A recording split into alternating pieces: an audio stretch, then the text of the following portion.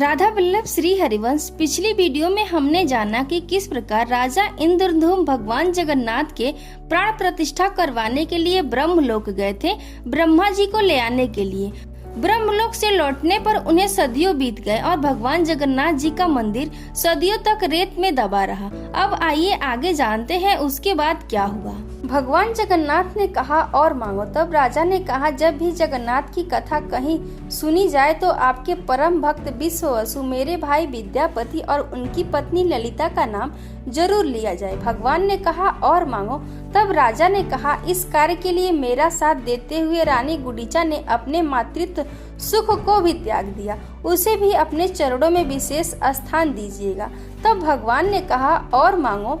राजा ने कहा, आपके इस मंदिर में दर्शन करने वाले सभी श्रद्धालु को धर्म पथ पर चलने का आशीर्वाद दीजिए। भगवान ने कहा और मांगो राजन। तब राजा ने कहा कि क्या मांगू? तब बलभद्र ने कहा, तुमने जो कुछ मांगा है वह दूसरों के लिए मांगा है, क्या तुम्हें खुद के लिए कुछ नहीं चाहिए? तब राजा इंद्रद्युम्न ने कहा कि आप तीनों के साक्षात दर्शन के बाद मेरी कोई लालसा ही नहीं बची। तब भगवान मुस्कुराए और बोले, राजन, तुम्हारी इच्छा अनुसार सभी सेवकों श्रमिकों पर मेरी कृपा रहेगी। उनकी पीढ़ियां ही मंदिर के अलग अलग कार्यों में सेवा देंगी। विश्वावसु, ललिता और विद्यापति के वंशज ही मुख्य पुजारी होंगे। मंदिर से जुड़े कई विधान इन्हीं के द्वारा संपन्न होंगे। आज भी जगन्नाथ मंदिर में रथ के अलावा नई प्रतिमाओं का निर्माण भी तब से चले आ रहे सेवकों के वंशज ही कर रहे हैं। इसके बाद भगवान रानी गुंडीचा की ओर मुड़े और कहा, आपने तो माँ की तरह मेरी प्रतीक्षा की है। आप मेरी माता के जैसी हैं, माँ जैसी गुंडीचा देवी। इसीलिए आज से आप मेरी मौसी गुंडीचा देवी हो गई। मैं वर्ष में एक बार आपसे मिलने जरूर आऊंगा।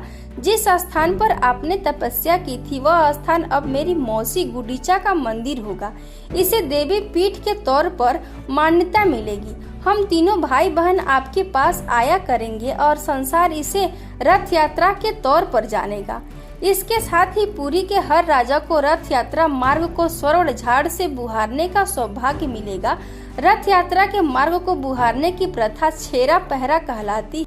इस तरह भगवान ने राजा रानी गुंडीचा, विद्यापति और ललिता, विश्वावसु और पुरी के तत्कालीन राजा गालू माधव के साथ सभी दर्शन करने वाले श्रद्धालुओं को वरदान दे दिया। इसी के बाद से जगन्नाथ पुरी भगवान का घर और धरती पर नारायण का वैकुंठ बन गया। पुरी के श्री मंदिर में विद्यापति और ललिता और विश्वावसु के वंशज ही पूजा करते आ रहे हैं। इन्हें दैतापति भी कहते हैं। इसके अलावा अन्य सेवा कार्यों में भी श्रमिकों कारीगरों के वंशज ही शामिल हैं। ज्येष्ठ पूर्णिमा के दिन भगवान का प्रकट हुआ था। इसे उनके जन्म के तौर पर देखा जाता है और फिर 15 दिन के विश्राम के बाद उन्हें गर्भगृह से बाहर लाकर सभी को दर्शन कराए जाते हैं और रथ यात्रा निकाली जाती है। यही परंपरा आज भी जारी है। इसीलिए भगवान हर वर्ष अपनी मौसी गुंडीचा देवी के पास रथ से जाते हैं। राजा इंद्रद्युम्न की पत्नी रानी गुंडीचा ही भगवान की मौसी है।